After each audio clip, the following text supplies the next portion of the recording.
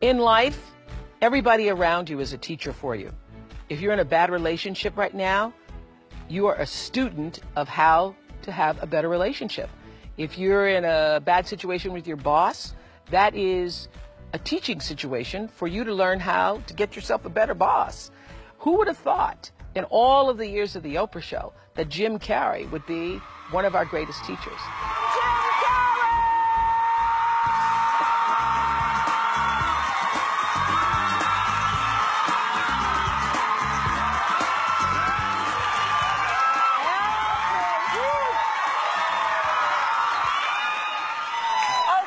Okay. Obviously you knew somewhere inside yourself that you were destined to be famous, because I think it's really a marvelous thing, that visualization thing you did. Do y'all read about this or hear this? That you used to go up on Mulholland Drive and park every night and visualize seeing yourself as...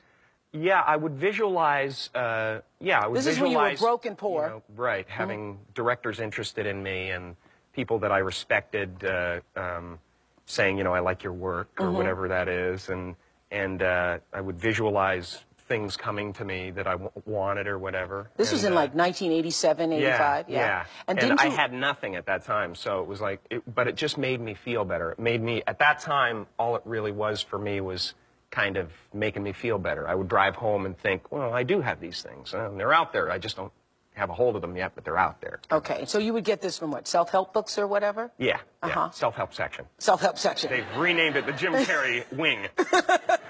So didn't you write yourself a check? I heard that you did. Is that true? I wrote myself a check for $10 million for acting services rendered, and I gave myself 5 years, or 3 years maybe, and I dated it Thanksgiving 1995.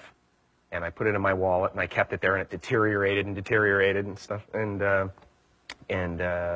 then, just before Thanksgiving 1995, I found out that I was going to make $10 million on, I think it was Dumb and Dumber, maybe. Dumb and Dumber, yeah. So you visualize yourself like...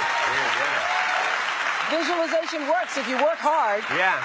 Well, yeah, that's the thing. You can't just visualize and then, you know, go eat a sandwich. I love that. That was such a powerful moment for me, because I was not a person who did visualization or thought about my belief system in such a practical way. But I learned a lot from Jim Carrey on that show, and he is absolutely correct. If you can see it and believe it, it is a lot easier to achieve it. So thank you, Jim, for reminding us of that lesson. And it doesn't mean that for every person that writes the $10 million check that that's going to happen for you, because so many times people who do that process live in the space of wanting and resisting it instead of writing it, visualizing it, seeing it for yourself, and then letting it go. Letting it go, but moving in the direction of working toward it. So nothing happens at first. It's over the process of the time and the effort and the energy that you put into a thing that the energy comes out.